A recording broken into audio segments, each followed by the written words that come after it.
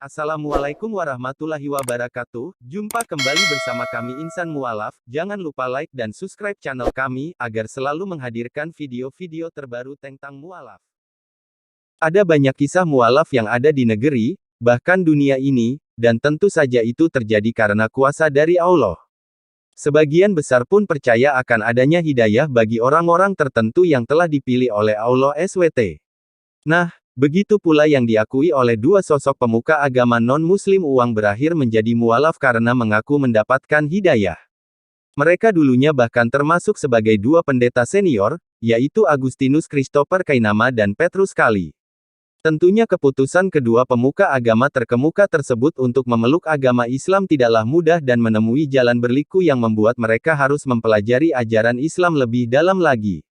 Lantas, seperti apa kisah haru dan alasan getarkan hati yang membuat mereka akhirnya memeluk Islam? Pada Selasa, tanggal 4 Januari tahun 2022. 1. Agustinus Christopher Kainama dahulu merupakan seorang pendeta. Namun, ia memutuskan memeluk agama Islam pada tanggal 26 Agustus tahun 2009, bertepatan dengan bulan Ramadan. Christopher mengucapkan dua kalimat syahadat di Masjid Sunda Kelapa, Jakarta Pusat. Ia merupakan keturunan dari Ambon dan hidup di tengah keluarga yang taat beragama. Keputusan mualaf tersebut membuat dirinya harus dikucilkan dari keluarga.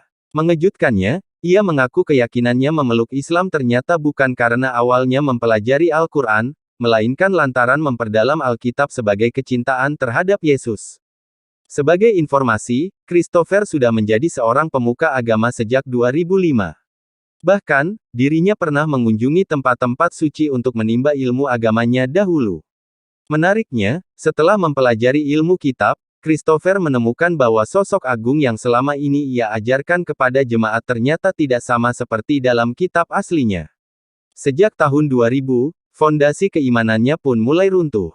Setelah memeluk Islam, ada banyak kisah mualaf yang ada di negeri, bahkan dunia ini, dan tentu saja itu terjadi karena kuasa dari Allah. 2.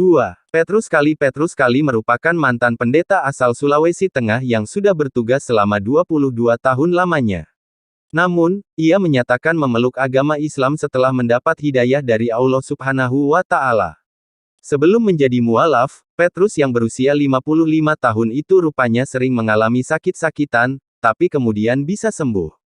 Hal itu menurutnya terjadi karena kuasa Allah Subhanahu wa Ta'ala. Selama ini Petrus tinggal di dekat rumah ibadah.